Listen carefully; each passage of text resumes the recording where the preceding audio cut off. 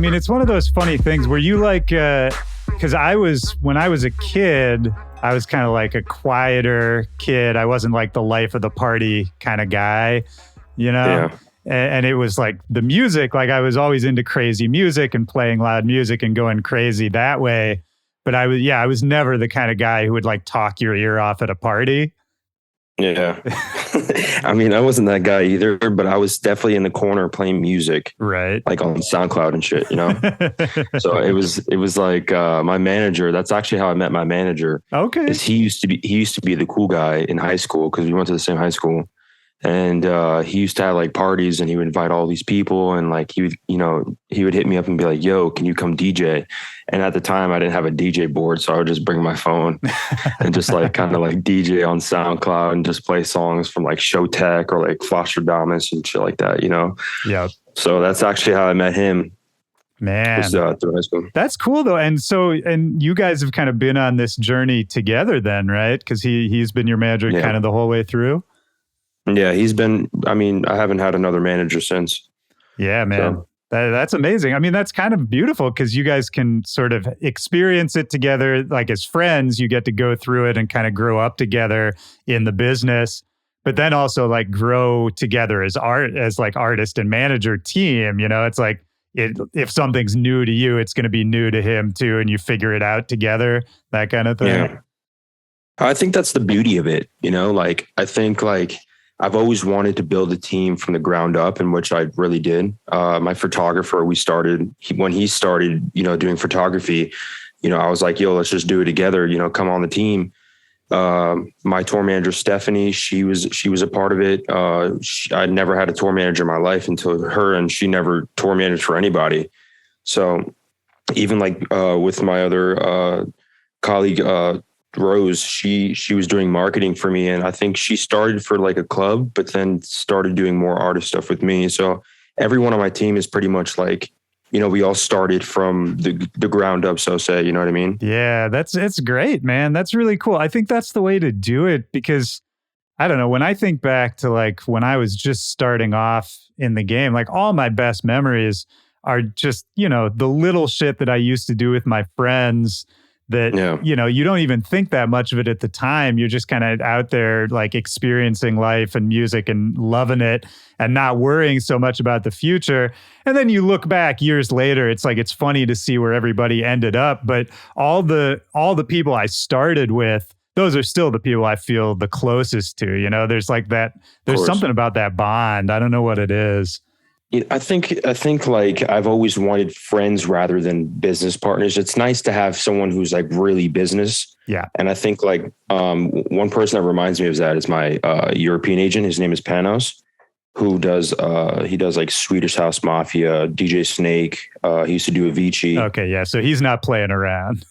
Yeah. So, I mean, I have dinners with him. He's just very business orientated. He doesn't like, we'll talk like, but outside of like the club, I mean, I don't even see, besides like doing dinners and stuff like that, but he's not really the type of person to like be friends with. He just means business, but I love people like that.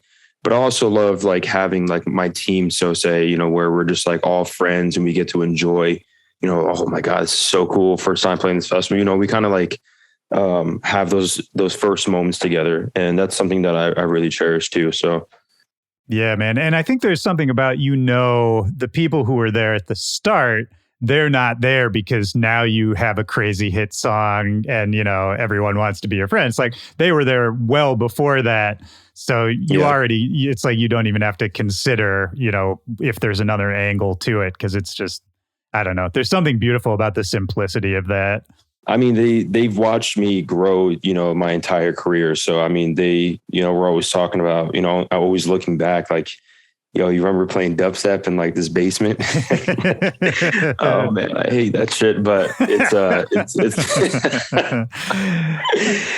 but I mean, those are moments that I look back and I'm like, that's what built me to be the artist I am now. Right.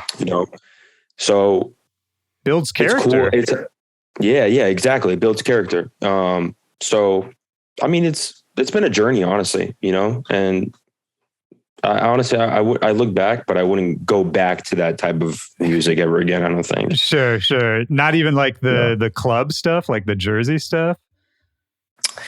Nah, I mean, if I do, it would be on like some sort of like, it would be on like a pop song. Like I would add that type of element in there, but I Right. wouldn't like draw like a, you know, like an actual club record and put it out, because then like, I don't know, people are so selective and they want to be like, oh, this person makes this, you know how, the industry is, you know, they want to put you in a box. And I just, man, that shit just irritates me. No, it irritates me too. Like I get it. I get why it happens, but obviously I talk about this all the time on the podcast. Like the people who make the music, like us, who are just sitting in front of our computers making shit, obviously we're listening to everything. And, you know, you're just in front of Ableton. Like you could make anything you wanted. You know, it's a blank canvas. Yeah. So of course we're going to fuck around and try a bunch of stuff. But yeah, the marketing of it and the focus of people's attention, it sucks, but it is a real thing. I get it. I mean, it makes sense that you wouldn't like put out a club tune right now, but I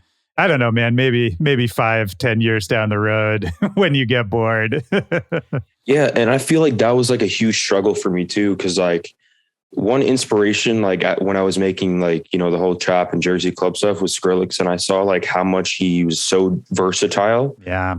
And like, I wanted to be so versatile because I could make everything. You know, I was making house tunes years ago. Like I put out this Funky Town record, and then I did Marco Polo on Mala's compilation.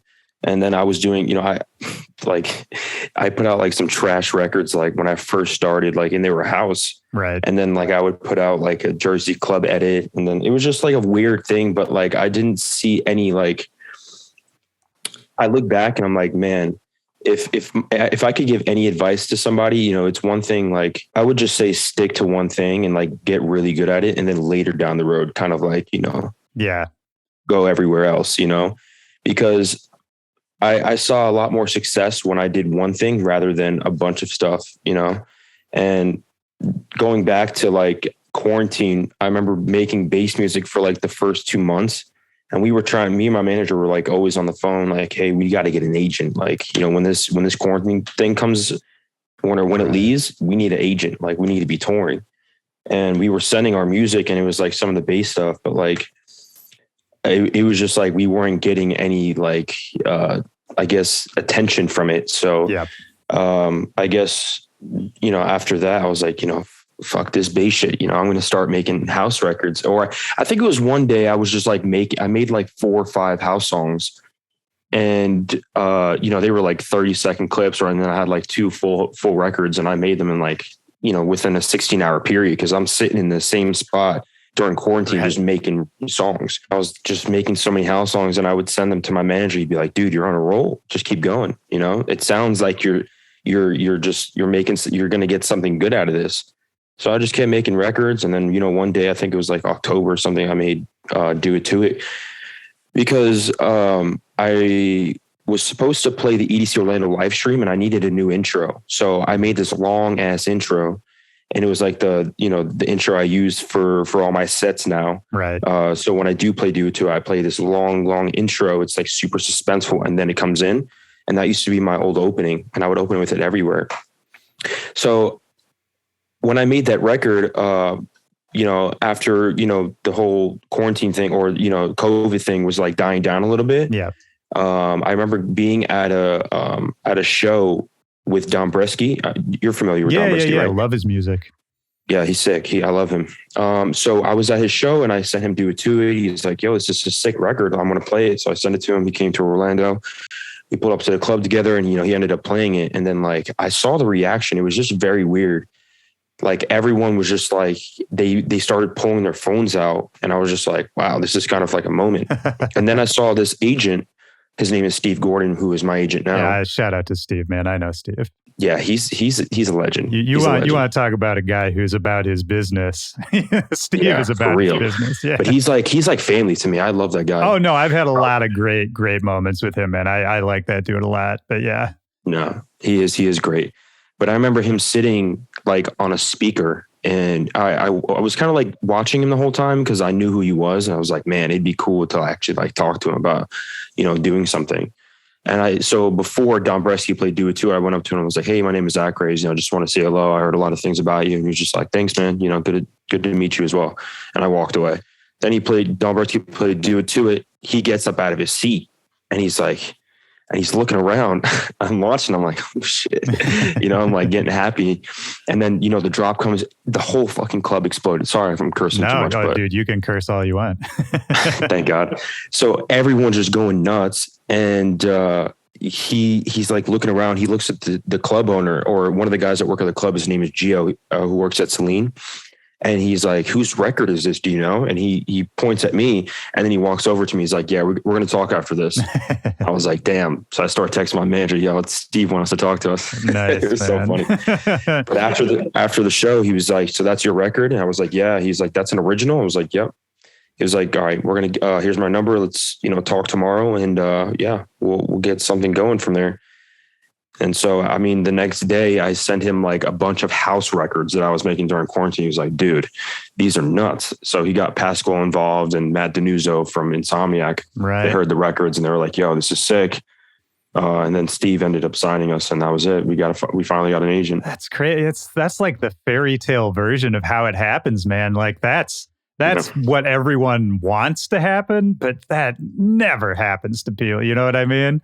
Like that's a bunch of factors all together, And that's one thing I always, express a lot, like even to like young guys, like in this industry, it's 60-40 being music, 60 being networking, like if you, right place, right time, that's a perfect example. You know what I mean? So I definitely say like one thing is just to get to know a lot of the people in your town and become the best in your town. So then like, you're just, you're solid in your town. You could always like, when I go back to Orlando, it's always a crazy show. Like I sold out the last time I was in Orlando in January, and they still tell me to this day, like that was one of the craziest shows they've ever had.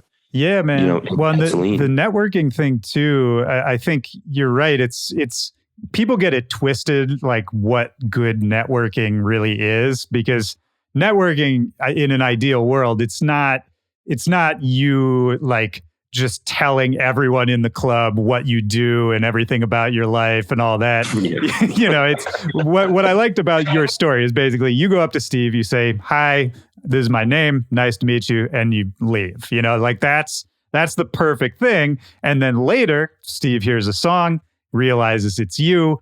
And like you said, people in your city. So someone else can point to you and be like, oh, that's his song, all that kind of thing.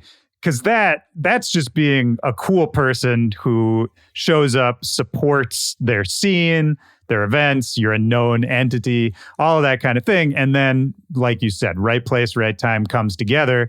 You're ready for that moment, Exactly. Because it's hard when you're young, man, because you just want it all to happen now. And you want all the connections that everybody else has. And, so it's always appealing, or it's hard not to like just talk somebody's ear off before it's really time to do that. You know what I mean? Yeah. And if, for all the young producers watching this, do not show SoundCloud links in the club. Oh God, no. Dude, I can't tell you how many times this has happened to me, but like, this is my outlook on it, right? If I work on a song for hours and I'm bringing it to somebody who, potentially is like a big DJ, right? And I've worked on this record for hours and I'm bringing it to someone, they're going to listen to it in a club where you can't even hear it. Yeah. I don't understand the logic of this. Please, someone explain this. It's not logical. It's not like, it's just the desperation, man, of like just wanting to make something happen. Like I get where the feeling comes from, but you're right. It's happened to me too, man. I'm always amazed when somebody like wants me to listen to their phone in the middle of a loud, it never works. That never works. Yeah. Like you gotta just be a normal person. That's all it really is. It's just like, if I meet somebody and they're just like a normal, cool person, then if I hear something they did a few weeks later, or even a few months later, I'll be much more inclined to, look into it, to support them, all that kind of thing. But if it's somebody who like just accosts me from the first second, then I don't even really care if the music's good because that was an annoying person, Yeah. I mean, but the thing is that like, I remember how eager I was, like even like starting. Oh I yeah. was never that eager, but I know how it is to like actually like want to break into the scene, and it can get stressful when you don't get recognition. So I think it's I'm never that guy to be like, yo, don't show me that right now. Right. I'm always like, yeah, I'll listen to it. I'm the like, I look at like, people like DJ Snake, for instance, where he's probably like one of the most humblest dudes I've ever met. And like, I think the scene needs a lot more than that. And I've met so many DJs just traveling the world. Like, these guys got egos, man. Oh It's man. just crazy.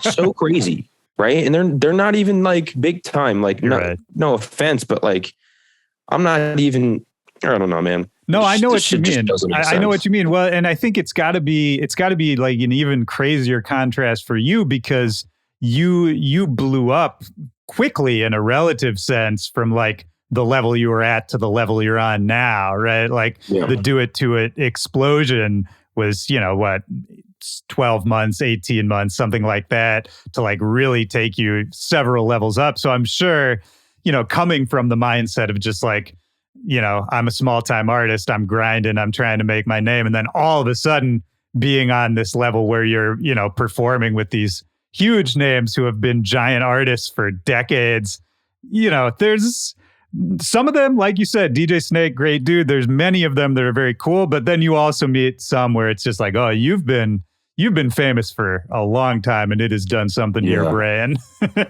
And it's those people, and I'm like, man, I want to continue to work harder and like put out great music so we can get them off the fucking stage and get new people on. You know what I mean? Yeah, dude, absolutely. And that's man. To me not even like a knock on anyone in particular. It's more just like I think I don't know if audiences feel this actually, but I feel like a fatigue from just like the same lineups and the same headliners on every festival. You know what I mean? Like, yeah, of course. There's some new energy. There's always some new people who get in, and a lot of cool people have gotten opportunities in the last couple of years. But then I don't know, up at the top, man, there's a lot of repeats, and like a lot of those people deserve those spots. But yeah, I agree with you, man. Like I would like to see some freshening in the scene. It's tough because like people have to run a business, just like we do. And I think like they just, all these festivals they just want security, they want to be able to sell these massive festivals, just want to sell tickets, and their only security is these big DJs that have been doing it for years. But like, they don't understand that like, the regular listener, it's cool to have them, a lot, but like, it's also nice to see fresh sound, fresh faces, fresh DJs, like, I don't know. That's one thing that I used to say all the time. Like, I'm like, dude, I was eager. Me and my manager used to say this all the time. Like, man, they got the same fucking lineup, bro. Come on. Like, what's going on here?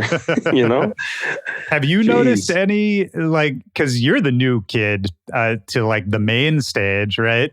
Have you gotten any kind of feedback, like good or bad, about people just being like, who is this guy showing up on our stages? Yeah, but I mean, like I walk around with my just being humble, and always giving grace to everyone that I've, been inspired by. Even like guys that, I'm playing after them at some festivals, I'm always like, man, thank you for inspiring me. I used to listen to music all the time. And I always give like, good energy when I go places. So I feel like I never hear any bad things, but I'm sure there are people that talk shit. So there's always going to be that. I mean, of course. I mean, I don't hear it. So. That's good, man. That's good. Well, it also seems like it hasn't gone to your head very much either, which I think is another thing worth mentioning, because I've certainly seen plenty of people who had a fast come up. Not that you hadn't been working for years and years before that, but once Do It To It happened, it was like this explosion. I've seen that happen to people and seen people really change as a result. And I'm sure you have too. Yeah. I mean, money and fame will change anyone, Yeah. It's just all on how you take it in. Like I've had years of planning. Like I knew exactly the artist I was going to become and who I wanted to be. and I've always wanted to inspire people to be it's not hard to be a good person. It doesn't take a lot just to be just a good human, So it's, I don't know. I think my goal right now is just to make good music, but also inspire people just to be yourself. Like anytime I'm off the stage, I'm the same fucking dude. If I'm at home, if I'm at the festival, if I'm on stage, I'm in the studio, I'm even worse. I'm 10 times more goofier because like I'm just like all over the place. But yeah. But I think it's just be yourself. And I think that's the biggest key to being, a great artist, because that's going to set you apart from everyone else. Because I think everyone's just trying to copy the same identity, Yeah, man. So absolutely. Even music. Oh yeah. So, I mean, I was going to say like with Do It To It, and I'm sure you've talked about this before, but you changed what house music sounded like for like the next year, because so many people were trying to sort of replicate what you did with that track. And there were so many sound-alike songs that came out. I still get them in my inbox every week. It's crazy. Trust me, I do too. Yeah. It's wild, man. I mean, what do you make of that? Because that's, it's such a wave now. And for me, I got tired of kind of that, like, not the song itself, but just people trying to sort of replicate that formula. I got tired of that, a few months in. Like, it's like you did it. A few other people had some cool ideas or ways you could flip that concept. And then after that, it all started sounding the same to me. Yeah. I mean, that happens when like, there's like even like back in 2013, when the progressive house thing was a huge thing. Yeah. There was so many people trying to replicate the Martin Garrix, the Show Tech, the Hardwell, the list goes on. Yeah. And I think like now it's the same thing kind of happening, but in a new way. And I find it two ways. I find it annoying, but I also find it very cool, because it's cool that I can inspire the industry to do something that I've done in my room in this exact spot, and like, I don't know. I think that's really fucking cool. But also I think it's very annoying, because if I knew, right, if this song was going to be this massive, right, I would have had 10 of them ready to go. Right. Because I kid you not, like my sample library is unmatched. I've gone on YouTube for like months and just downloaded samples from the 70s all the way up to the 2000s. You know what I mean? Like, you if there's a sample out there, I know about it. Most of it, I would say. Oh, I believe that, man. Yeah. But like I said, I think it's really cool to know that, like, I've been out and I see like, even like guys like Tiesto, he's always saying like, what you did, was really game changing. Dimitri Vegas and like Mike, I remember I was with them in Ibiza, and I was talking to Dimitri about it. He was just like, you kind of really shaped the scene. And it's really cool to hear that, from people that I've actually been inspired by. There's good in that comes out of anything, so I try to just take the bad things with a grain of salt. Yeah. There's not even really any other answer you can give. Obviously, it's like, you did what you did, and then that happened, and that's basically it. But it makes me wonder, you were saying, like, if you had known it was going to be such a monster song, you would have had a bunch of follow-ups ready for it. I mean, that's an interesting thing to think about, I think, is like, what happens after you have this surprise hit, because all of a sudden you're on this whole different level in terms of, I mean, everything, in terms of public attention, in terms of money, in terms of pressure, all of these things. Like, what was that like, once you realized that this was a monster hit and it really started blowing up and things were accelerating? How did you, if you can remember, like, kind of in the middle of that whirlwind, like, how did you think about the next steps, like how to follow it up, what to do afterwards? I really haven't got too deep on this, but I'll explain. I guess I'll get more open about it on this podcast. But so when we released the song, it was doing really well. And a lot of people were playing it from even the unreleased, when it was unreleased, right, coming into the release day. But going into like December, we thought it was kind of going to die down, because like, I've always learned one thing, that like, you never put songs out in November if it's a big song, because You're going to have Mariah Carey pass your ass on the #1 chart. All these Christmas songs come up. So if you're going to put out a record in November, put out a remix, put something out for the clubs, put something out for the DJs. But anyway, going back to what I was saying, going into next, of 2000, this year, I was kind of like, I guess like overthinking a lot of the songs that I made and we were planning to release after Do It To It. So I was like scrambling. The pressure was really starting to hit me. And I always told myself like, the pressure will never eat me, blah, blah, blah, blah. Yeah. And so come around like February, I'm like, dude, I don't know what I'm going to do because this record is getting big, really big. And I'm like scrambling, thinking like a lot of the records that I was making are kind of, mediocre. And that's just a producer thing. We all think that, but I was showing my label and everyone, they're like, yo, these records are nuts. And I'm just like, yeah, but I think I was just trying to compare it to Do It To It. And that's something that I shouldn't have done. But, I think it was like April or May. I think I was starting, or no, I think it was like March or April. I was getting in a lot of sessions. And I saw myself kind of forgetting about the mentality of how big Do It To It got. And I was actually making really good music. So I think from like April on, like I forgot about like how big it got. And I was not really worrying about the pressure and just really focusing on like creativity, like just make shit that just comes out naturally, just let it flow out. And, it's too funny because like I would even get into sessions with people and they'd be like, all right, so let's make it Do It To It. I'm like, yeah, would love to, but I mean, Do It To It is an anomaly. Right. Let's be real. It's one of those things that I put out in time that it just worked. You can't plan it had its for own something like space that in time. That's it.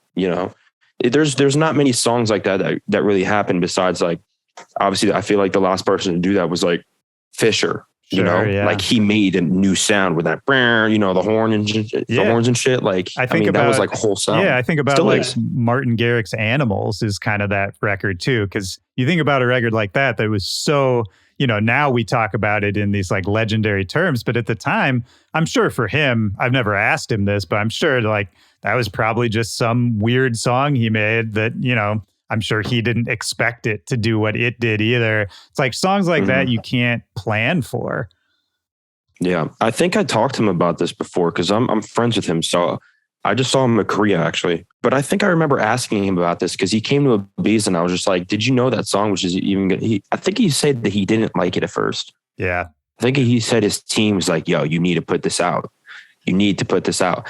And it's crazy because like as a producer, you want to feel like you're excited about it. It's always like polar opposite. Like you like the record, the label doesn't like it, but the record that usually is big is the record that a lot of people like and you don't. Right. Yeah. Isn't that funny? Yeah. That's always the way and it's so true, man. Cause I remember, especially when I was just starting off making music, it took me so long to learn that I was not going to be a good predictor of what of my music other people would like, because I would have like my favorites of the stuff I made.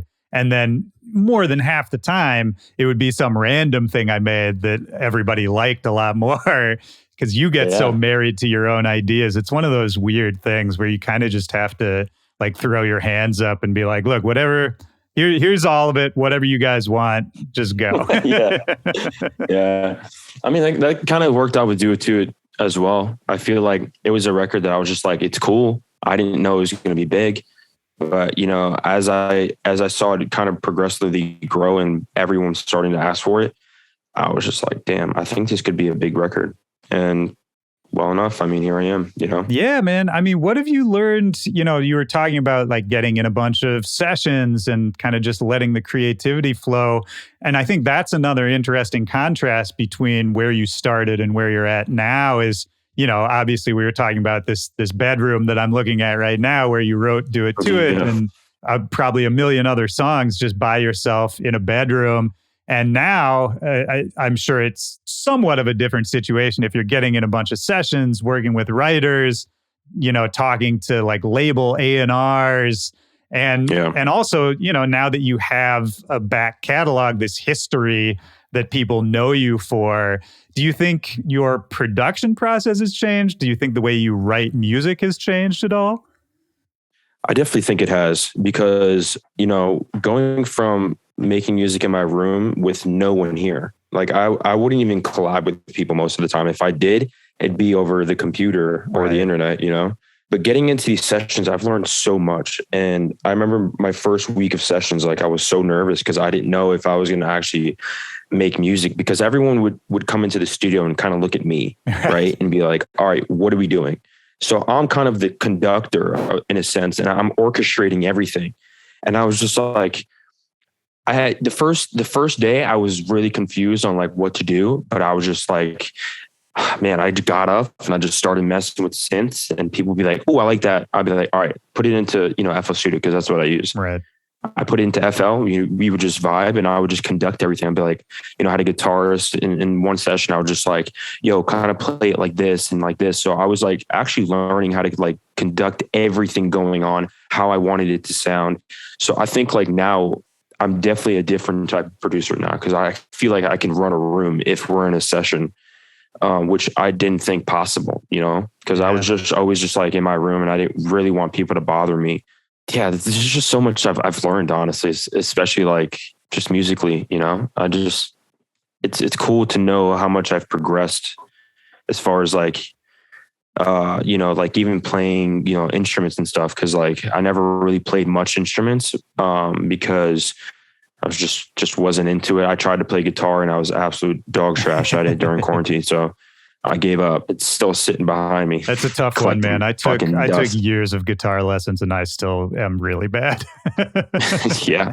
But I played piano for a while, and, I see myself doing that in sessions now, but it's cool because like, even when I'm in studio sessions, we won't even make, like, if we start to work on a song, like sometimes like, at least now I know how to make a song that's for my project. But before I was just making all types of records, ballads, 90s reggaeton, or like 90s BPM reggaeton. Like I was just making a bunch of stuff. So it's cool because now I can use those records, send them to my A&R and be like, yo, let me get a placement, put my name on a record. And now I got producer credits, Now there's another source of revenue coming in. That's also another way to like, even like step your feet into another genre, to be cool with some of the artists and then bring them into your world. You know what I mean? Yeah, that's a great point too. Yeah, man. What, we were talking earlier about, as producers, we can kind of make everything, and it's easy to sort of be a little unfocused at the start because you're just having fun making everything. But that's a good way to think about it, is like, each time, don't restrict yourself, make whatever you want to make. But then when you make it, figure out where it fits, instead of trying to make everything the same. Yeah. Yeah. That's why I say like every record is good, because it could be a good idea. It might be, it might be a bad idea, but the good ideas that you may not use, just send them off to somebody else and, make it work with someone else, because someone else's trash could be someone else's treasure, Yeah. Amen, man.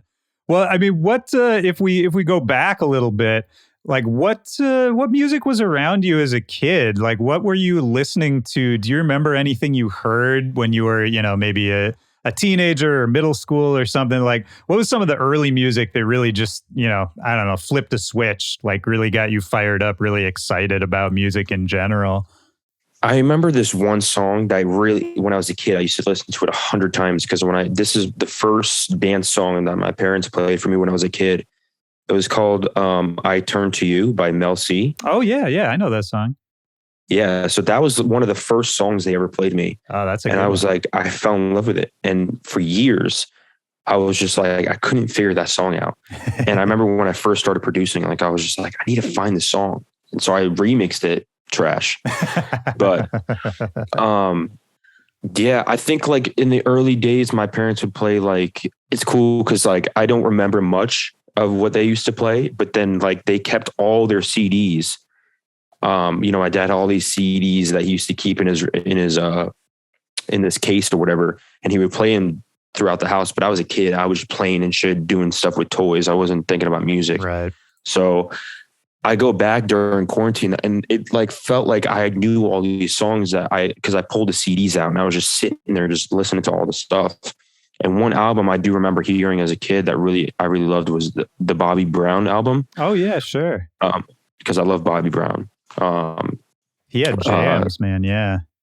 He was a legend. Like he had like the sound that like people were just like confused about, but like we look back and that was the shit that was like really pushing the envelope, you know? Yeah, right. Yeah. It's always good to like try to look at it in context that way. Cause yeah, you can go back and listen to like, you know, My Prerogative or something like that. And the song was sick. Oh, it's so good. It's still a jam, but now it kind of, it sounds like, you know, it's like like 90s song. You kind of know it. But at the time like that, it was super forward thinking, you know, it's like 100%. Yeah. I always try to think about the context of it, you know, like what the atmosphere was like when a song actually came out.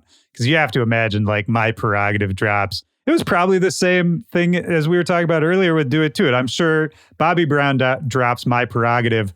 All of a sudden, I'm sure 10 more songs that sound like My Prerogative come out in the next year. Yeah. Yeah. I mean, it's a circle of life, man. Everyone wants to chase the thing that's, you know, cool, you know? Yeah. That's just how human nature is. You know, there's things that I used to do, you know, even making bass music, I would listen to like all these guys like Eptica and shit. And like, they really inspired me to make a lot of the songs that I was making now or before.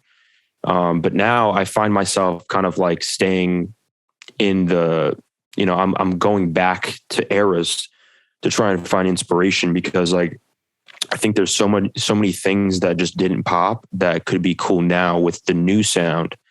That's kind of relevant, you know? Yeah, so absolutely. I definitely feel sampling is, I mean, it's still a thing. It always has been a thing. But like I even said, like, you know, people are always like saying like, I started this wave of, you know, 2000s, you know, samples, but there was a lot of people doing it before me. They just didn't do it where it got to this kind of, you know, level, I guess. Yeah. Cause I remember listening to Gorgon City and they used to do some sampling from 2000s too. I think it was like one or two songs, if I remember, but there was a few other artists that were doing it too.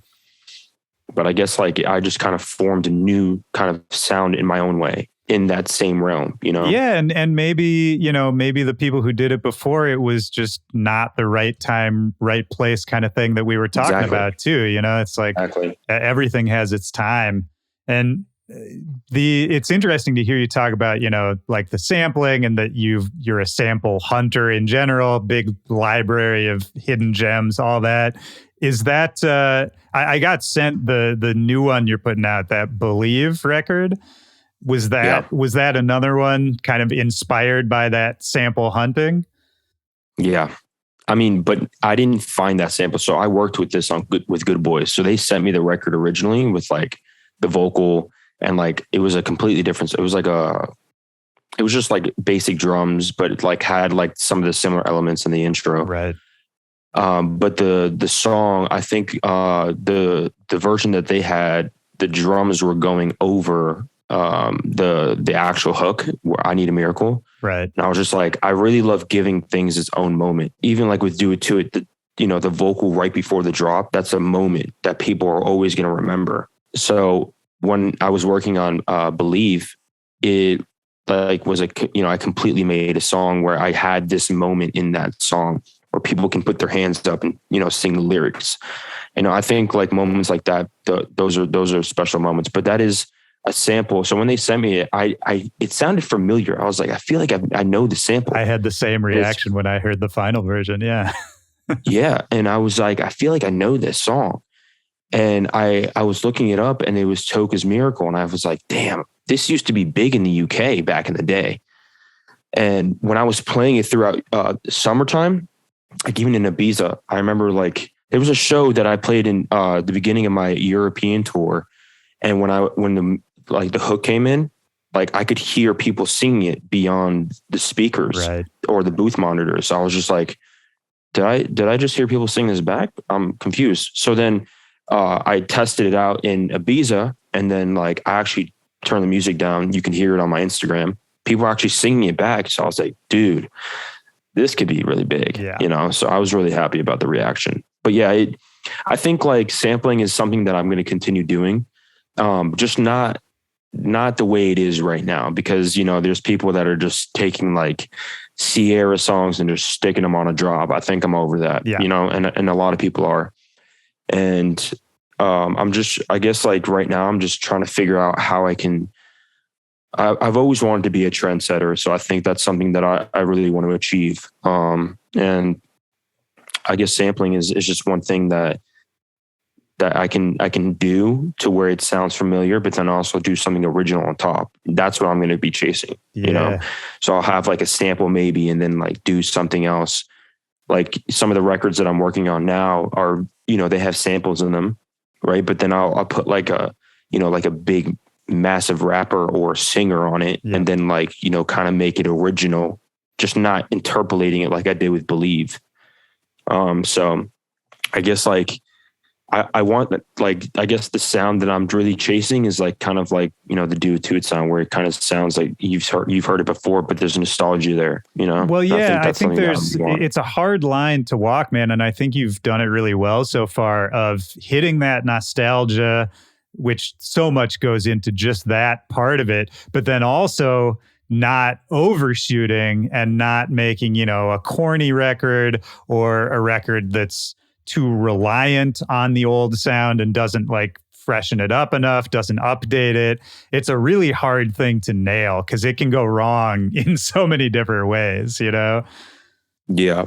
And I think the reason why I chose this record to put out, I was really antsy about it, because I was just like, I really love the feeling behind this record, because it was, you know, I feel like this entire year for me was kind of like, you know, almost a miracle. You know, it happened, and I've always wanted it to happen.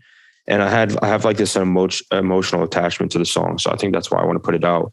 And then like, you know, the next few records will I'm going to really like set stone, like kind of like my sound with, you know, the Do It To It sound, I guess so say. Yeah. Where it's like very simple drums, but just very vocal driven.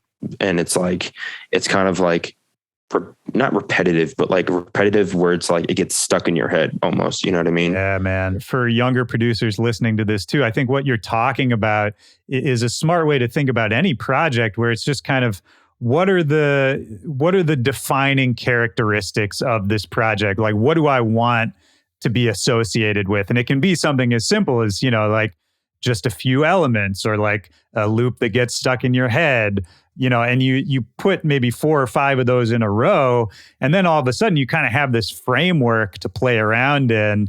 And then it's like, okay, well, these are the rules. So how do I make it interesting, like in this framework? I think that's a really smart way to work in general, man. Because once you have the framework, then you can, then the sky's the limit. Because, you know, as long as you kind of hit these points, it's going to sound like you. People are going to connect to it, or at least see the through line in it. But then you can kind of do whatever you want after that. Yeah. And I think like, you know, for all anyone that's watching that's trying to find their sound, I think like one thing that I've noticed myself doing is something that's, you know, the way I stack drums. Because like, I think in Do It To It, there was like 5 fucking claps on top of each other with like 4 hi-hats, and I didn't EQ them properly. So they just sounded like really nuts. Like they sounded super loud. Right. And I just, you know, I didn't really know much about like giving everything its own space till like, you know, I got in sessions, I started learning with people how they kind of like EQ everything. And I'm like, man, I'm learning so much, you know, There's things I did not know. But stacking is something that I really find myself doing a lot, and it's repetitive. And I think like the repetitiveness is really something that really builds someone's sound. Like something I've noticed, even like John Summit, for instance, like I feel like he uses the same kick drum in all his songs, right. You know? So like even Eptic, for instance, like he uses like a certain synth that he uses, Sudden Death, you know, David Guetta, you know, he has his own sound. Hardwell, you know, now, you know, I feel like the future rave thing that David Guetta is doing is very like their sound, and it's because it's repetitive and they're doing it in different ways, but in the same way. You get what I'm saying? Yeah. They're approaching the way they build the tracks the same way. I know exactly what you mean, because that's a subtle thing too. Man, I feel like we're dropping a bunch of gems here, but that's a subtle thing too. You can help people connect to your music as if they're hearing similar sounds, but it's not necessarily the main sound. So like, your average listener might not recognize that you're using the same kick drum in 3 different songs, but just the fact that you are is going to make all of them sort of fit together a lot better, Yeah. How did you learn how to produce music in the first place? Like where were you at in your life when you first started trying to make music? So ACRAZE used to be a group. There was another person in ACRAZE. His name was Dakota. And when I left home for a while, because I was just like kind of chasing this dream and I didn't care what anyone thought. And I was just like, no one's going to stop me from doing what I want to do. So I went and I lived with my friend Dakota. And from there, I was just every day, like probably 15 hours a day, I was working on music. I didn't do anything else. I stopped partying. I stopped talking to friends, and I just really just like sacrificed everything to learn as much as I could. And just really dove into music.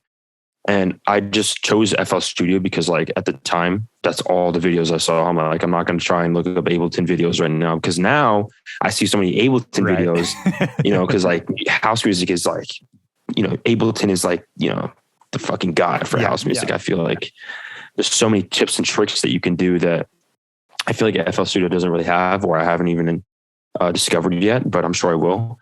But yeah, during that time, I was just making music, man. And I was just trying to just learn everything. There wasn't like certain things that I tried. I was just picking stuff from like how to make stuff like this, or how to make this, how to like, I was trying to figure out how to manipulate loops, or, just everything, right. And I don't know, man. I was just trying to do everything at the time. How old were you I was a mess at that time?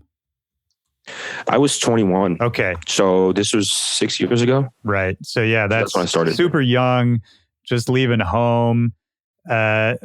What was it, to follow this dream, to leave home, to sacrifice everything, to kind of lock yourself up for a little while, to learn how to do it? Where did you even get the idea to do that in the first place? Like where did the dream start? It's a funny story. So during graduation of my high school, it was like graduation where we were about to walk the stage. And my friend Ben comes up to me. He's like, yo, we're going to throw a massive party at my house. And I'm like, okay, let's get it. I'm going to tell everybody. Yeah. So, we're all lined up on this long stairs, and I get down there and I'm like, yo, party at Ben's house. Everyone starts screaming, like 600 people in this. It was close to 1,000 in this class. It was a lot of people. So, we get to like, because at the time my friends knew that I liked EDM and no one liked it. Okay. So, and where was this? So my friend, this was in the town that I'm in. It's called St. Cloud. It's like right out of Orlando. Okay, got it. We started like, talking about it throughout the day. We were telling everyone about it. And then my friend, he was like, yo, you should DJ. Actually, he's like, you should actually DJ, like, bring a board. I was like, dude, I don't even have money for a board. I don't know how to use a board. I'm not going to embarrass myself. So the night of, I downloaded this thing. I think it was like mixer.com. I forget the program, but it literally had like the knobs on the computer, and you can like load a song, boom. And then you can like twist the knob, the highs, lows, and mids. Yeah. I was doing with shit like mouse, that. Yeah. And I ended up doing that during the graduation party. And as I'm DJing, like I'm like starting to truly realize like I'm controlling people's emotions in a room. Like they're looking at me for energy, and I thought that was like, oh man, I remember that feeling like it was yesterday. It was just like something that I wanted forever. Yeah. To be able to sit in a room, play music. I was playing other people's music, but at the time I was like, man, if I could play my music for other people and they go nuts, this is what I want to do forever.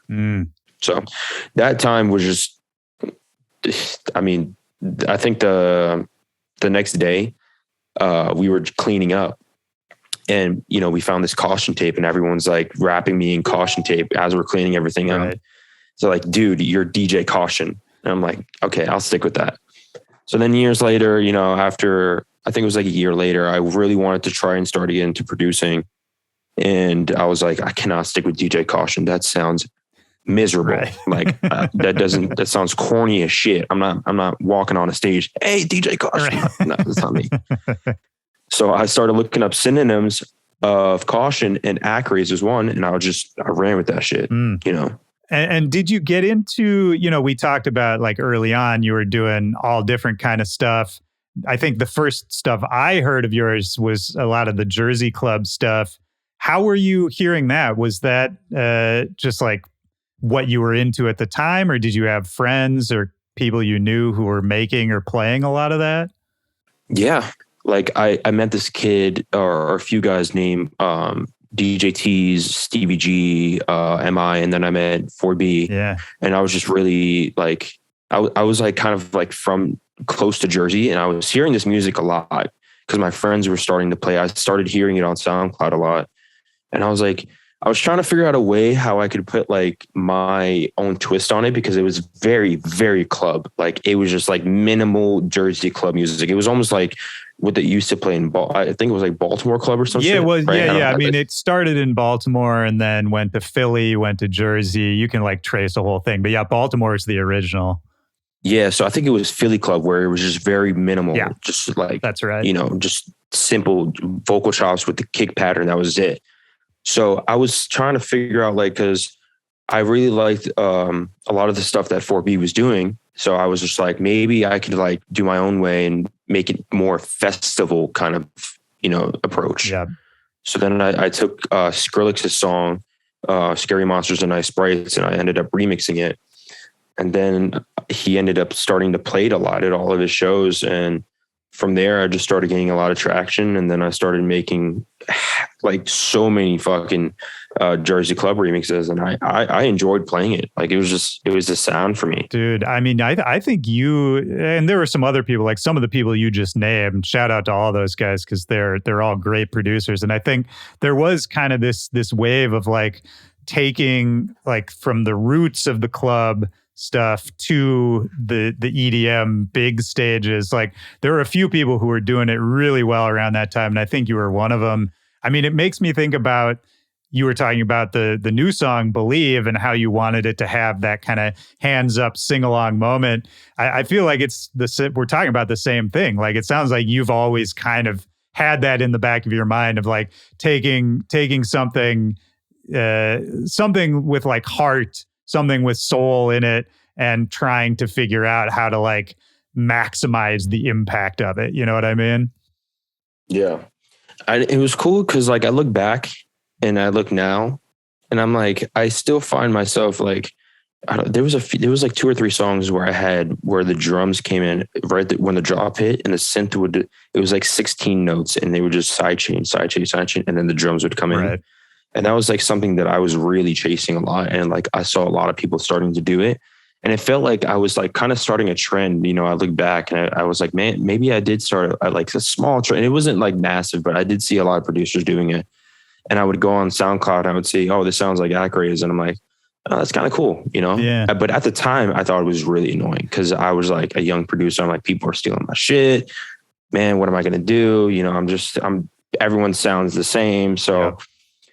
I took a step back, and then, I kind of started doing something different, and it started working out a little bit. People started playing my records, and now, fast forward to do it to it. Now it's something at a different scale, Yeah. Now I see pretty much a lot of people in the industry are playing these type of records. Absolutely, man. And now, I don't think it's annoying now. I think it's cool, because like I said, it's nice to know that I'm inspiring a massive amount of people, and they're like this, now this sounds like ACRAZE, so, and I've built myself enough to where I'm like, I'm not young anymore, and I'm not naive where I was like, fuck these people, like, right. Fuck, I was just pissed off. Well, and you can do it again if you really had to, right? Like you're already in sort of like the 2.0 phase of your career where you had a certain sound, then you sort of reinvented it. The next version really popped off. And I think there's some of that, like what you said, not being as young anymore and just being in the game long enough, you kind of realize that, it really, at the end of the day, like it's just coming from your brain and nobody can take your ideas because you can always generate new ideas, right? Yeah.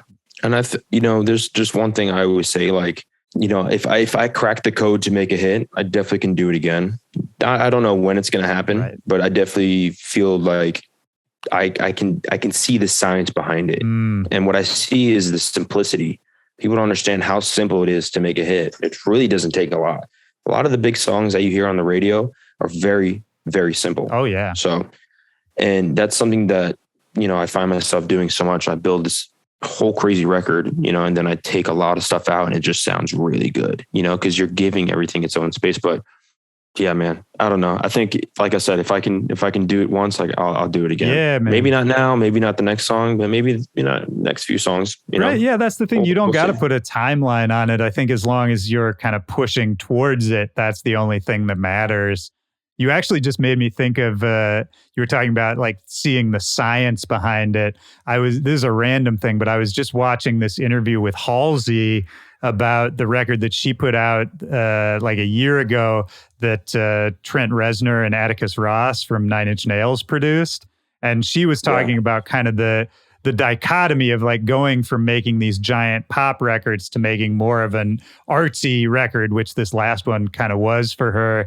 And she was saying that, yeah, it's almost two different hats. And she said the same thing. Like she literally talked about the science of pop records. And she was like, that for me, when I make like a pop record, that's the fun of it, is like getting it, putting it under the microscope and getting into the science of like, how do we maximize the impact of every tiny little piece of this while keeping it simple.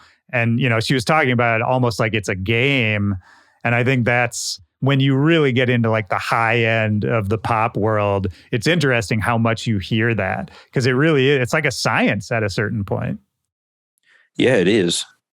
And I just listen to a lot of these records now, and they're all, I think one thing you just need to learn is the structure, right? Give everything its own structure, because I feel like if you can maximize on each, like you said, on each transition going into something new, I mean, you're solid. I mean, you don't got to add a lot. Yep. As long as you're emphasizing in a cool way to something new that's coming up. I think that's the interesting part. Even pop music is getting very like intricate. I mean, it's getting simple, but it's also sounding really good. I mean, there's the new song that I just heard by Sam Smith and Kim Petras. It's a song called Unholy that I just remixed, like, I think it was yesterday. I just finished it yesterday, and I started it 2 days ago. But I listened to the original. It's just so simple, but I mean,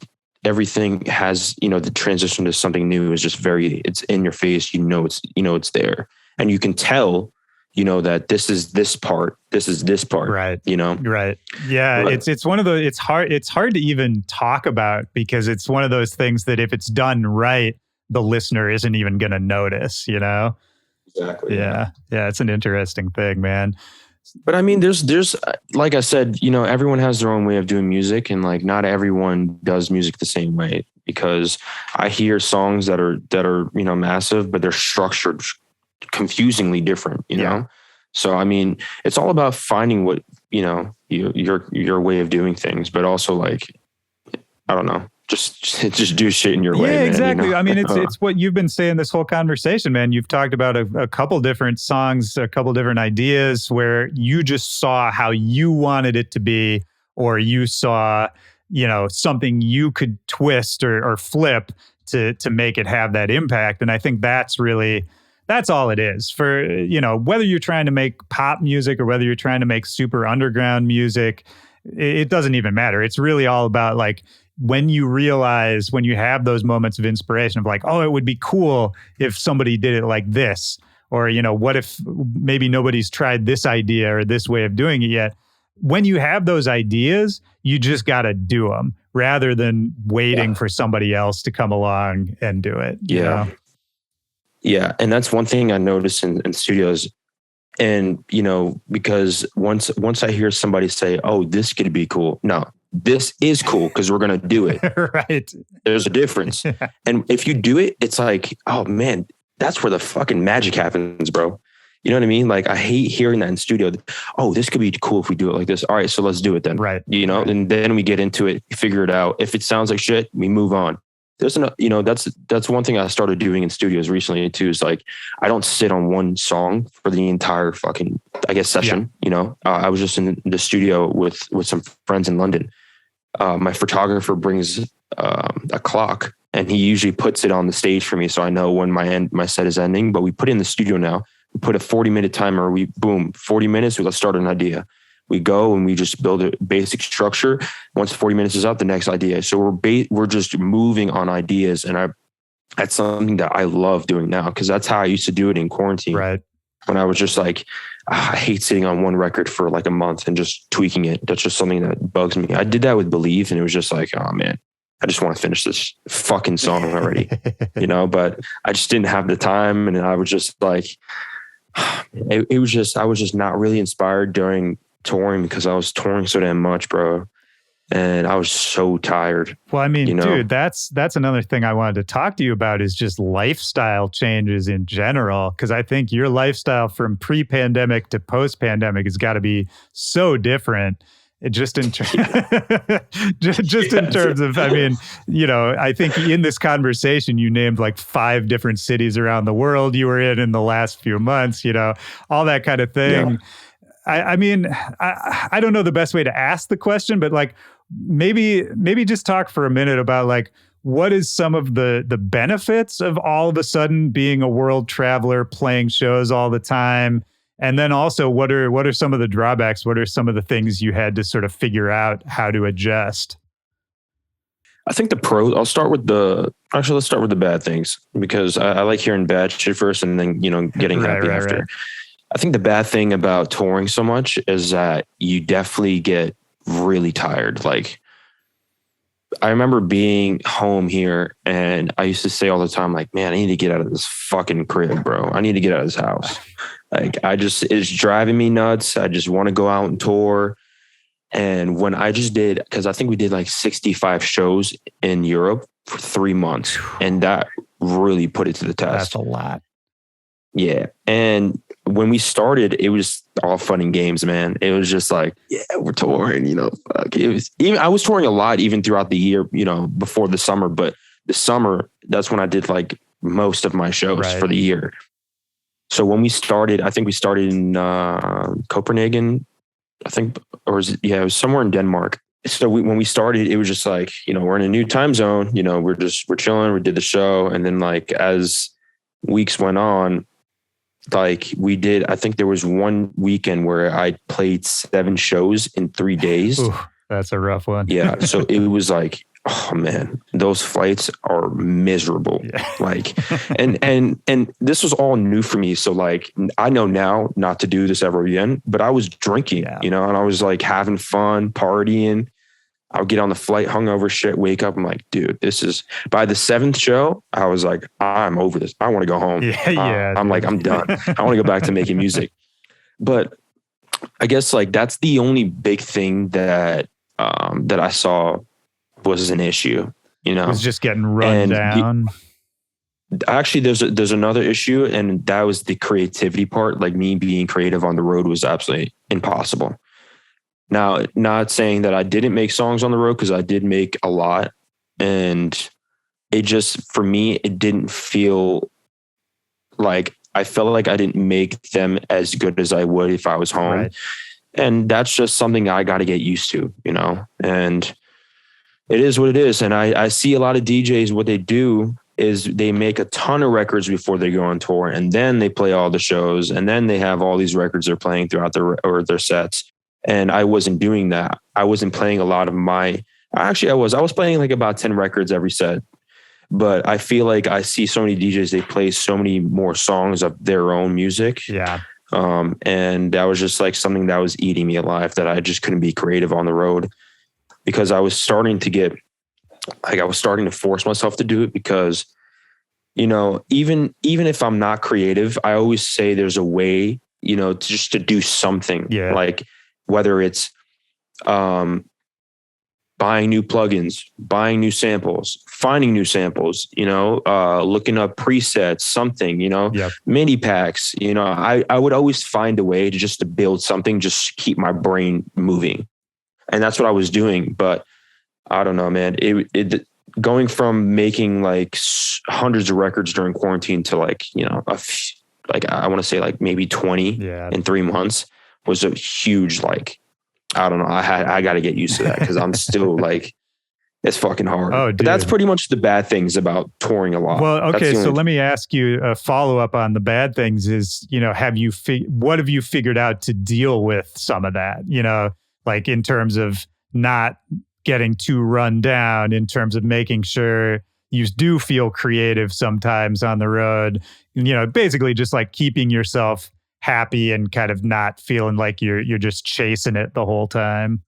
Yeah, I think next year is definitely going to be different because I think breaking into all these new countries, like I never thought I'd be playing a show in Greece or, like a show in Serbia. Like I never thought I'd be doing these type of things, but I really wanted to break into the markets and show my face there, play my sets, crush it. And then people will be like, damn, I want to see him again. But next year, we'll try to be more selective with the shows. But going back to your question, I think one thing that I'm not going to do next year a lot is definitely party. Yeah. I mean, drink, that's pretty much, there's not much that I'm a very simple guy. Like to drink, maybe do some wine. That's it. Yep. And eat a lot of food. I'm a fucking big food guy, but I think partying really gets in the way of shit. Alcohol is a depressant, and just minimizing that, I really feel like could potentially make things a lot easier for me. So I really wanted to just, go through this summer, have fun. And then next year, just really, get serious with this shit and like make fire records where if I go back, I'm not as fatigued. Yeah. Well, I think that's good, man. Cause then you get in, you have your fun, you have those memories. And, the next time you do it, I'm sure it'll still be fun and incredible and everything you would expect, but it won't be the first time you're doing it, right? So at least you can kind of mentally, you're prepared for it a little bit. Yeah, next year I'm going to be a completely different person mentally. Even as an artist, like actually we'll talk about that later. Yeah, sure. What we're doing next year, what we have planned. But going back to the pros. Yeah. The pros of touring so much was getting to see all the fans, like people like actually saying like, we've been waiting for you to come here. Like, just seeing new faces, just seeing new countries, just exploring. Like I learned so much shit. Like people don't understand how privileged we are here in the US, because like shit is so different in all these different countries. Like they don't get to do a lot of things we get to do. So it's very cool to see how people live and like, be in their culture for a little bit. So that was a pro. And just, like I said, I'm a big food guy. I ate a lot of food during the summer. So. Yeah, man. Especially touring all over, getting to taste the cuisines of all those different countries. That's huge. Yeah, man. The food is unreal. And it's different because I think they're not putting steroids in chickens to make them look like, Popeye and shit, That's right. So it's different. So I feel like a lot of the food there is just so good. And I don't know. I honestly was losing weight on tour rather than gaining as much as I was eating. Dude, that's interesting. I'm kind of the same way. I always lose weight on tour and gain it when I'm home, man, which I feel like is the opposite of what happens to a lot of people. Mm-hmm. Yeah.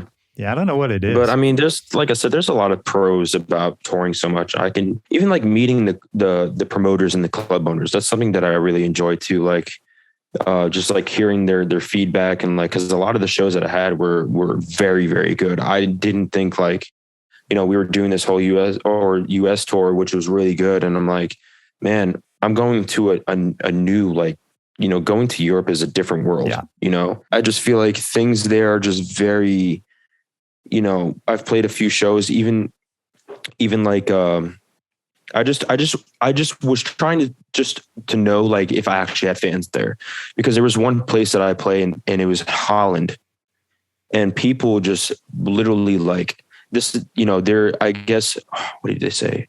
I was talking to Nicky Romero. That's who it was. and they have 60 festivals a year there, right? Man, so it's not crazy. like we're in Florida, we have 3. We have Ultra, EDC Orlando, Sunset. I might be forgetting another one, but you know, when these things happen, people go there to, right? And these other countries like Holland, they have 60, where they're not every festival is the biggest, but they have like, you know, the icon ones like Mysteryland, Sensation, or not Sensation. That's in Holland, or that's in Amsterdam. But anyway, I know what you mean. I'm confused about all that.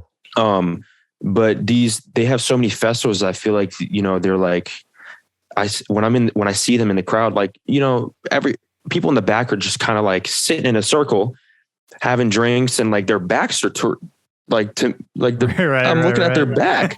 What the fuck is this? But I mean, that was the interesting thing. And, like I said, it was cool to see that I actually had fans. Cause when we did club shows, like there were people there just fucking screaming my name and like had their phones up with, you know, you're the best, you know, we love you. And just, it was, those are the moments that I was just like, man, like, it's so cool to see how big, like, you know, what I'm doing right now is going actually international. Right. And, yeah, I think that's the pro about, you know, a lot of this touring stuff is just seeing how people are in other countries. You know? Yeah. Completely, man. Yeah. The perspective it gives you on life is, I think that's probably the most valuable thing for me. Like, it just made me a better person. Like, it made me a more well-rounded person. You know what I mean? Did you tour Europe at all? Yeah. I've toured Europe a few times, and yeah, it's the only place I haven't gone super hard in touring wise is Asia, but pretty much everywhere else I've gotten to at least once or twice. When I was doing the Jersey club shit, I had a tour there. Well, I did like 3 shows: Taiwan, Singapore, and somewhere else. Yeah. But December, there's one show that we're playing in Asia. I think it's like during the World Cup or right before, or the pre-party. Oh, okay. Dude, I'm so excited for that shit. I'm gonna be there with a beer on the field. That'll be crazy, man. Yeah. You know? Well, that's the other. Asia's fun. I mean, if we're talking about like the cool parts of blowing up like this and the new changes in lifestyle, that's the other cool part, right? It's just those surreal moments of like all of a sudden you're at the World Cup in Asia, running on the field, or, you know, whatever it is. Like, I feel like every once in a while you just find yourself in one of those situations where it's just like, why am I here? How did I get here? You know? Yeah. Do you have any other? No, I agree. Do you have any others that come to mind that I've played already? Are you saying? Yeah, just like some place you ended up, or maybe somebody you were with, or something you were doing, or just a crazy place you were, where it's just like, I don't even know who could have imagined that I would be here doing this. There was so many things that I did during Europe that it's so crazy, because like we would joke around with my photographer, and we'd be like, we would be so tired. We'd be like, where were we yesterday? And we're thinking sort of like, where the fuck were we? Yeah. It's such a blur, but I had so much fun. I think, I don't know. I feel like we did a lot of show stuff. So it wasn't like we didn't have much time to explore. Right. But I think my favorite show was probably the one with Snake at the Parc des Princes. In that massive fucking stadium that he did, dude. Oh my God. That was probably the craziest show I've ever played. Because that was what, 80,000, 90,000 people it's gotta be? Yeah, it was literally like close to 80. It was like probably like, I think it was 80. 70, I don't remember. 80, but it was I mean, that's an insane, that's a mid-sized town's worth of people, you know? Yeah. And I guess I want to say, I don't know if he said Europe, because I was talking to him about it. He was like, this is the biggest single day show, like ticket wise, selling I think in Europe in history. Oh, wow. Or in the world. I don't remember. It was one of the two. But I was like, man, that must be a crazy feeling, you know? Well, and you were there. You played the show, man. I mean, that's... Yeah. How did it feel different? Like, obviously, it's just insane to look out and see that many people and to be there for sort of a historic thing. But what did it feel like in the moment? I mean, it was just crazy to see the entire stands. Like, I could see like the nosebleeds. People were just going nuts. Yeah. And I would see like kids, older people, like everyone was just going nuts. The French crowd, I feel like, is very unmatched. Yeah. And I say this because like you could play a fucking fart and they're going nuts to it, you know? So I just feel like their energy is really nuts. And Asia, when I played Korea Ultra just recently, that energy is nuts too. But the French is definitely up there. I remember getting, when I was done with my set, like, I kind of just like sweeped it out and this massive reverb, and I was just like, I started unplugging, and like everyone was just cheering, just clapping for minutes, bro. It was, I had chills on my body, bro. It was so crazy. And as I was walking off the stage, like people stopped clapping for a while, but like as I started walking, because there was this massive long front of house lane, okay, and you would walk, beside the two crowds on the left and right. And then once you get through, you see all the people in the stands. And like when I walked, everyone got out of their seats, just started clapping, and just like were just staring at me and my team, and they were just clapping all the way until I got into the fucking tunnel, whatever. Right. And I remember just standing still, and I was just like, like kind of like bowing, but I was like kind of crying too, because it was just like, man, it felt like I was home, and it was just super, super inspiring, like to know that like, I don't know, just being in another country, people actually know who I am. So powerful, man. Yeah. That's like the way you talk about it. It's almost like a sports moment, Yeah, it fucking felt like it. That's how I was like, I feel like, like the people from soccer and shit, because that's, I forget, I think that's the PSG stadium. Okay. Man, that's so. That thing is massive, man. Yeah, it was crazy. When you used to play sports too, right? Is that right? Football guy? Yeah, I played football for a long time. Yeah, but I gave my dad was so pissed. He was so pissed. He was like, "What are you gonna do?" I'm like, "I'm gonna be a DJ, dude." And that's when you kind of went off on your own and like moved out and all that. Yeah, they were like, "You got to get a job, dude," because I get it, my parents, they're very old fashioned people, but they mean well, so it's like, they talk about things, and it's just like, just when people are brought up a certain way, that's what they think, so when they hear new shit, as years go on, technology gets crazier. People don't know how to use it. That's kind of how it is. They never heard of any of their friends, people they knew being a DJ. They heard about it. They know what they are. Right. But to be one, they didn't know what it was. And like, they didn't know if it made money. They didn't know. So I knew what it was. I did a lot of research about it. I was like, this is what I want to do. I love this shit. You with me or not? So everyone, hands up if you're with me. No one raised their hands. So I was like, I'm out of here. I'll see myself out. Yeah. Yeah. Man. But I mean, I came back years later. And everything's cool. They're proud, and they watch me online all the time, and they're calling me all the time. Like, where the hell are you at now? I don't know. Somewhere I'm in, I don't know. I'm in Austria. Yeah, you got to ask your photographer where you are. Yeah. Yeah. So they're always like, oh, show us some stuff. And, show them around. They're like, it's cool. Cause like they understand now, right? They understand what's it like. And, even like when I go places with them, like even in Orlando, people are like, dude, are you ACRAZE? And I remember the one interaction I had, we were at a restaurant and my parents were with me, and this kid came to my Orlando show in January, and he was just like, I guess he was the waiter for our table, and he comes to the table and he looks at me. He's like, can I get you something? And he's like, looking at me, he's like, you're ACRAZE, right? And I'm like, yeah. He's like, dude, I was at your fucking show. The after party was lit, bro. I'm like, all right, stop there. My parents are here. Right. Yeah, exactly.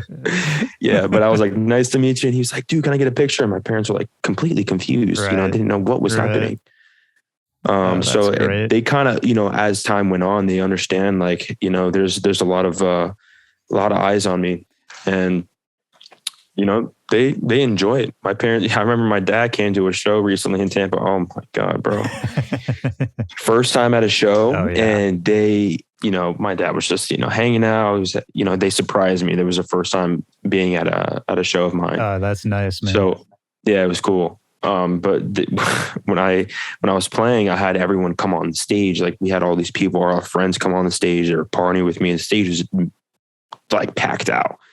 I like it when it's a vibe like that, especially like during a day party. Like I like people on the stage, I like when the party's popping, Yeah. So I had my parents come on the stage. My dad's on stage. He's to the right of me. So I'm DJing. I'm not really paying attention to him. So I see him. He's like, you know, he's vibing out. Then I see his shirt start to get sweaty. You know, he's getting sweaty. And then I see my manager tap me. He's like, yo, look at your dad. So I see him. He's just chugging the bottle. I'm like, get the fuck out of here. I had never thought he would do that. And it was so funny. That's incredible. And like, he was just interacting with the fans. People were like giving them, you know, this kid was like giving his shirt to my dad, his hat. He was like, have it. You're the fucking man. People were like giving him shit. And he's just sitting there like fucking going nuts. He's drunk. Shit was so funny. That's beautiful, man. Yeah, man. I love that. Was so fun. No, that's great, man. That's a nice full circle moment. I mean, what was, you know, in that time, and we'll get, I want to talk about sort of what's coming up next right after this, but final question on that note is like, in that time, you move out before they kind of see the success and understand it, and before you're able to like execute this dream. Like you have a vision for it, but it hasn't happened yet. What were you doing to get by in that time? When I was living with Dakota, I didn't have a job for a year. So the 2 years I started before I put out like my first song Remix, the first year I didn't have a job. I was just strictly on grinding, music, just trying to make music, 16 hours a day. Then I got a job a year after. So the second year of learning, or going into the second year of learning, I got a job doing landscaping. Like I was cutting grass and shit. Sure, yeah. And I was like, I had to do something. And yeah, I was just like, this is the closest thing to my house. I could walk there if I wanted to. Right. And it was just reasonable for me. I didn't like doing it. Cutting grass. Shout out to anyone who cuts grass. You guys are the real hard work, man. Dude, it is brutal, man. Yeah, for real. And I'm allergic to fresh cut grass. So for a year, I could not breathe through my nose. It was so bad, but that's how badly I wanted to just make money so I could buy samples, so I could like drive to the club to, you know, talk to the people over there. Right. Just to like do what it took to actually get to where I'm at now. Dude, I was relentless. I did anything it took. And, you know, like even when, you know, my parents weren't about it, like I was just like, dude, I'm out. I didn't even hesitate. I just walked out the door. Wow. As soon as I said no, I walked out. And I was just walking around the park down the street for a minute. I'm trying to figure it out. But I mean, that's how like I'd do anything for the job, you know, even when COVID was around, like, or like, you know, just bad shit's happening in the world.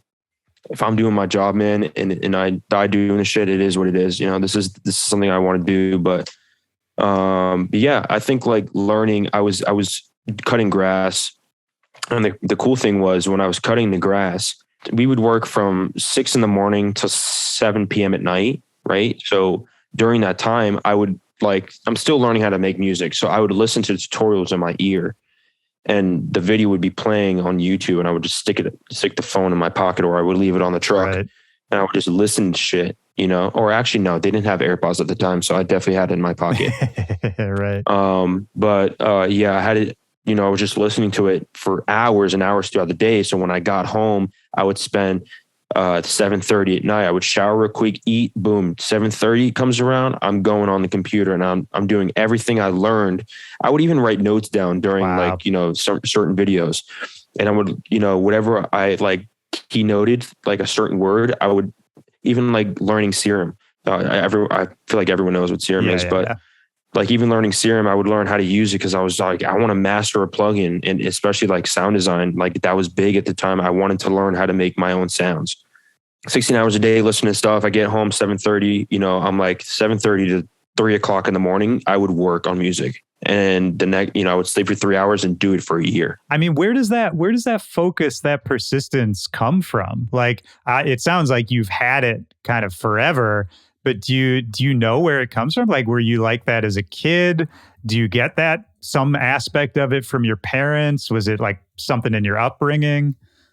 Yeah, my dad is a workaholic. Yeah. And that's something that used to bug me as a kid because he had me doing chores all the time. He's like, you're not staying in the house. You got to come outside and help me with the yard and shit. I'm like, there's always something I had to do with my dad. And it taught me a lot because, like, you know, like you said, you know, did my parents have it? Yes. My mom works all the time. She's always cleaning. You can lick the ground in my house. She mops it so damn much. I swear to God, you ask any of my friends, you could eat off the ground. It's so crazy, but that's how much they work.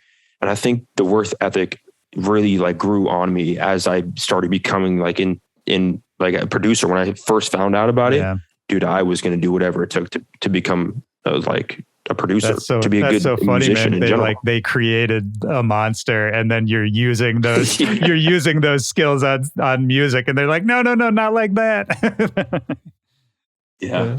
I mean, I worked so many jobs. I worked at Subway. I worked with my dad. Dude, I had so many fucking jobs. I quit them all. Yeah. There was a time where I went through like, I think it was like 5 interviews in like 3 months. And I had jobs for like 5 different jobs in 3 months. I was just quitting this shit. I was like, fuck this bullshit. I remember this one time at Subway, they said I made the fucking sandwich wrong for somebody, and they got a complaint, had to return. I don't know. And then they said I wasn't mopping the floors. I'm like, dude, you guys got to check the camera. The guy didn't like me. Yeah. He was like, yeah, you're going to get 2 referrals. You get 1 more and you're out. I'm like, dude, I'll just do you the justice. I'll fucking dip and see it. Yeah, let's move this along. I'm out. So, hey, man, not everyone's built to be a sandwich artist, you know? It's all right. But shout out to them. Yeah. Dude, I like Subway. Oh, dude, Subway's good. I got no problem with Subway. And I'm rocking with Subway. And I would make a real shitty sandwich. So shout out to anyone who's making good ones.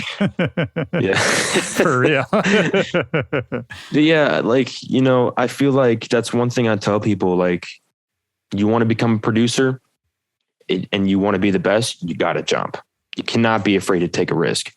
The most successful people in life do not, or they take risk, you know, they jump even if they will lose everything. Well, dude, I mean, I agree with you, but like, look at even what you did after you were an artist. You jumped again, right? To like from the bass music version of ACRAZE to the Do It To It version that, you know, all these people know now.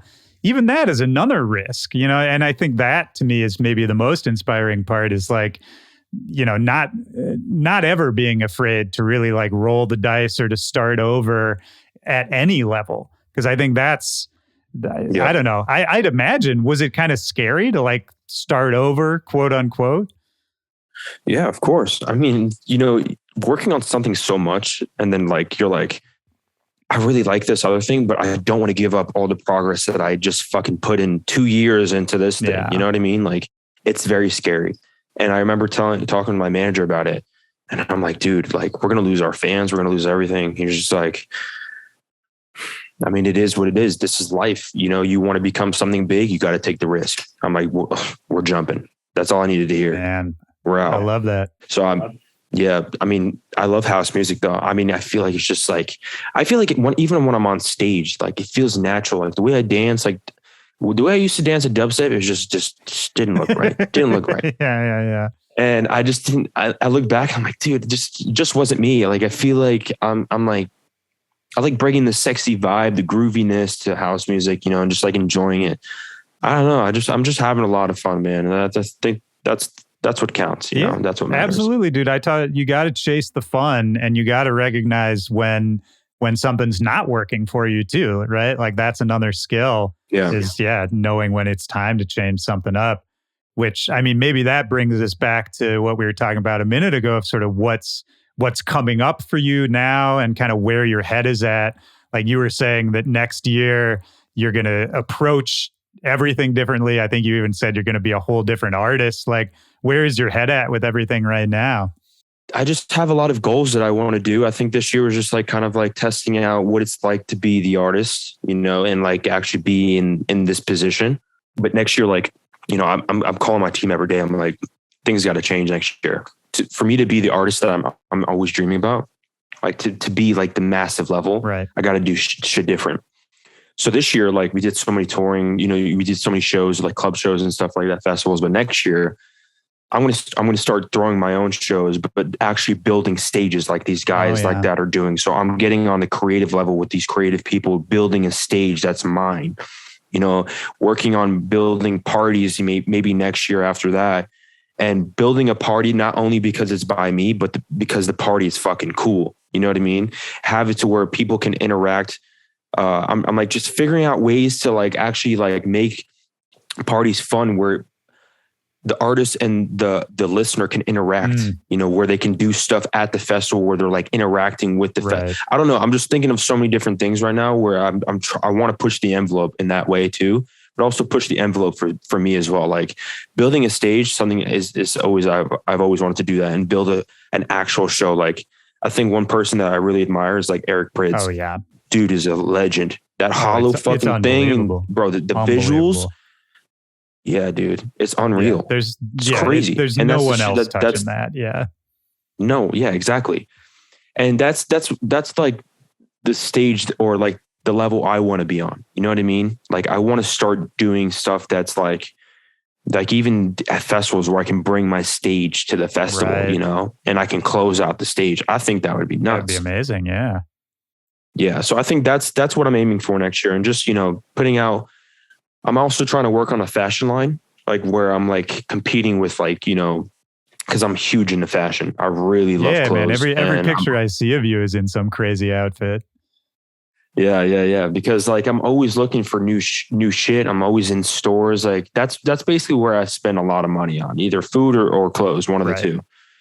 But yeah, I think starting a fashion line is something that I'm really doing right now that I'm trying to like kind of construct. It's going to take a minute to do because like, you know, I definitely want to compete on runways. You know, I want to compete with the Balenciagas, the Gucci's, the Louis Vuittons. Like that's something that I really aim to do. That's a big goal, yeah. I think it's not going to be like tied with my brand, but it's definitely going to be under my name. Like it's going to be, oh, this is ACRAZE's brand, so-and-so, not the ACRAZE line of merch. You know, it's not shit like that. So that's the plan. That's exciting, man. Yeah. And, you know, music wise too, we talked about it a little bit before. Do you think, is it going to be string of singles? Are you thinking about like bigger releases? How are you thinking about putting out music right now? We're going to put out a good amount of music next year, but I definitely don't think I'm ready for that body of work yet because I want to still kind of build the brand more. Yeah. You know what I mean? So I think like an album, probably not next year or maybe the year before. If I do, I want to do like 2 years of touring and then take a year off and then really get into a studio with some crazy writers or some shit and just really construct a body piece of work or a piece of work, you know, that is just, you know, to me, just who I am. Yeah.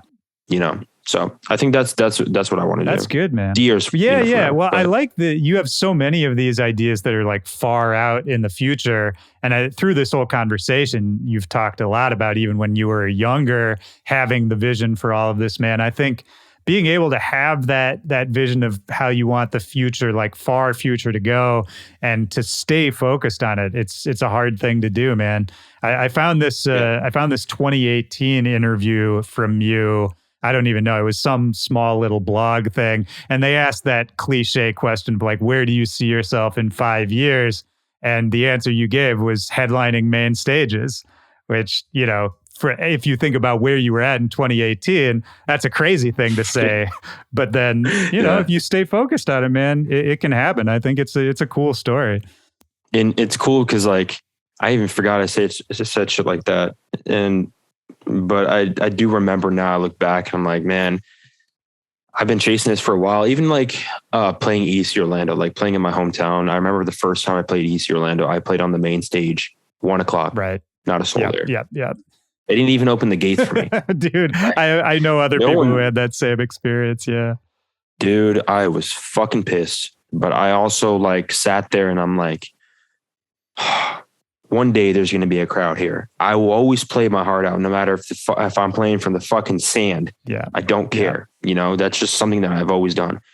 Now going back to EDC this year, last year I had a 3 o'clock slot and the fucking main stage was just loaded. Like the whole festival was there, you know, cause I'm from Orlando. So I'm like a hometown boy. Sure. But now this year I'm headlining. I'm like considered one of the headliners. So that's, to me, is special hearing, you know, that you heard about that blog or whatever. I think that's so cool, man. You know, like, and that's really like for anyone that's listening, like you got to be consistent with what you say, because then like, even that whiteboard over there, right? I don't know if you can see it in the corner. I write shit on that all the time. And or when I'm home, and I always look at it to remember like this is the goal. This is what I need to do. But as far as the goal, like to play main stage, that's always been in my head. I was like, there's no other stage that I want to play besides the main stage. Obviously, some cooler stages would be dope. But I definitely want to try to bring a different flavor to the main stage. And it's been tough playing, I guess, tech house on the main stage, because like everyone's used to the 3, 2, 1 shit, like all that bullshit. And like in different countries, that shit's massive, bro. And like I'm bringing a new sound, but I'm bringing like a different energy to the stage, and it's very climatic and also like very like very fun, sexy, and people are just like good drops, having fun. My music, it's a good vibe on the main stage. I feel like there's definitely a lot of. I mean, I don't really see any other people playing it besides like Fisher. He's definitely playing like. I think he closed out Ultra last year or some shit. Yeah, him. Like, I feel like there's maybe a few, but I know what you're talking about. Like, I feel like Chris Lake does that to a certain extent. He's a fucking monster. He's incredible, yeah. But I think just you said sexiness of it, and I think like it sounds sort of funny to talk about, but I think that is actually part of why this feels refreshing and feels like a different wave. It's like for so long, that big room main stage sound, which I like, don't get me wrong. Like there's a lot of dope things about it, but it was just not a sexy sound, It was this big, like in your face kind of shocking sound, which is dope in its own way. But yeah, it's, I feel like people were kind of ready for a different vibe.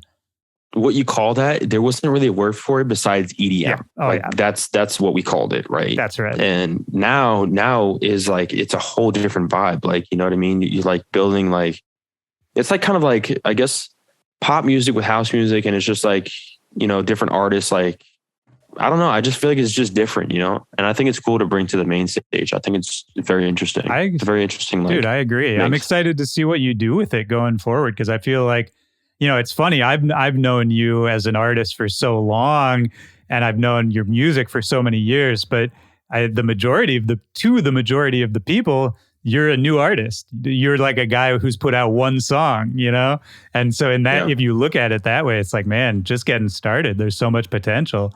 Yeah. I mean, that's the cool thing. Like, and I deleted all my old shit. Oh, did you? Yeah. I deleted all my stuff. Obviously still on YouTube. Yeah. Like other YouTube channels are posting it and stuff like that, because they kept it up for the views and whatnot. And I think, I took it off pretty much all my stuff. There might be one or two laying around there. I just have to have there. I think like starting fresh and like being one song in. I mean, the first song in is a big song, and it's hard to just fucking go put another song out after that. But I think, yeah, the bar is definitely high. But I mean, I'm not really worried about what people think about me, man. I think like as time progresses and goes on, people will see the artist side of me, and like, that I'm actually putting time into these records. They sound good. They sound dope, maybe sound different. I'm definitely trying to do some left field shit. And like I said, push the envelope more. I love it, man. I mean, I feel like that's a pretty good way to bring it home. Is there anything else we haven't talked about? Anything else that's on your mind? Anything else you want to get out there before we wrap it up? New song out, I think in 8 days. Let's get it. I think it'll be out by the time people hear this. So it's out right now. For sure. Go get it. Hope you guys are listening. Stream that shit. Let's go. Hell yeah, man. Well, I just have one final question. It's the question I ask at the end of each one of these interviews. Yeah. Just looking for a memory from your life, a moment from your life. Could be from any time, could be from yesterday, could be from when you're a kid, anytime. When in that moment, in that memory, music really hit you hard in that moment, really had like a big impact on you in that moment. And that's meant to be super broad question. Interpret it any way you want. There's no wrong answer. I remember this moment like it was yesterday, and this changed my life forever. But I don't know who this guy is, and I wish I could remember his name. But my first show as a DJ was at this club called Fame, what is now Celine in Orlando. Right. It was like my second time playing there. The first night was like a more like top 40. It was like an open format type of night. I went to the club owner. I was like, I want to start an EDM night here. It's like, we never done that. I was like, you just got to trust me, man. You got to trust me. And he trusted me. He gave me my own night. It was on a Thursday. I think it was on a Sunday. It was raining outside. I get to the club. No one is there. Nobody's there. No one's there until 12 o'clock. Nobody walks in the fucking door. No one is there. Right. It was very heartbreaking for me because I told this guy to trust me, you know, and 12:30 comes around. He comes up, you know, I see him walk, you know, in front of the booth, and he's just like, yo, we gotta cut this down. We gotta shut it down. And I was just like, no, I completely understand, man. And he was a little upset, but it is what it is. I mean, I had to take a risk, and I had to, you know, just had to do what I had to do. But the moment that changed my life forever was I was a DJ then, and I wasn't really thinking about producing much until this bodyguard comes to the booth, and he was like, yo, like, you're actually a really good DJ. But he was like, if you want people to walk through that door and come to your show and actually come to see you, you got to make your own music, bro. You got to go home and make music. You got to produce. And I sat there for a moment. I was just like, maybe I should. Yeah. And after that moment, like, I stopped DJing for 2 years. And that's the moment that I went back home or to my friend's house. And I was just like, I'm going to make music for the next 2 years. And I did not stop. Wow. All off of that one moment, man. That's really something. And that's being able to be open to somebody, you know, just random advice in a moment when you're kind of bummed out too. That's a lot, man. That's good. You were able to like hear him and really take that in that moment. Yeah. I mean, he was telling me stories about, like, you know, rappers and stuff that come through, you know, people are screaming, fans are screaming, you know, like, oh my God, like, we love you. Like, they're buying tickets, going nuts during their shows. And like, he was just telling me about all the experiences he's had doing this. But he was like, you know, if you want to be like that, you got to make your own music, bro. So you got to go home and figure that out. Wow. And so that's the night where I told the club guy, you know, the owner, I was just like, listen, I'm not coming back. So I'm sorry that this happened, but I was like, you know, I gotta go a different direction. Crazy, man. You ever find that guy later? You ever talk to him? No, dude, I've been trying to look for him. I've been trying to fucking look for him. I don't even remember his name. Yeah, of course. That's always the way it goes. But that's a great story, man. No, it is. Well, shit, dude, this has been great, man. Thanks for going long too. I know we went a little over time. How long have we been on like this an thing? hour 45. Jesus. Yeah, we've been going. Wow. Damn, I didn't know time flew. No, it was good, man. Damn, that's crazy. Yeah, it was great, man. I had a great time. How you feeling? I feel good. I love talking, man. Yeah, I love it. Absolutely. Well, yeah, we should come back. Talk to you as well. Yeah, great to talk to you, man. And have a great rest of your day, rest of your week, all of that. And yeah, man, I'll talk to you soon. Thanks, Willie. I appreciate you, man. Thank you, dude. Talk soon. Stay safe out there. Yeah, you too. Peace out, man. Later, brother. Bye.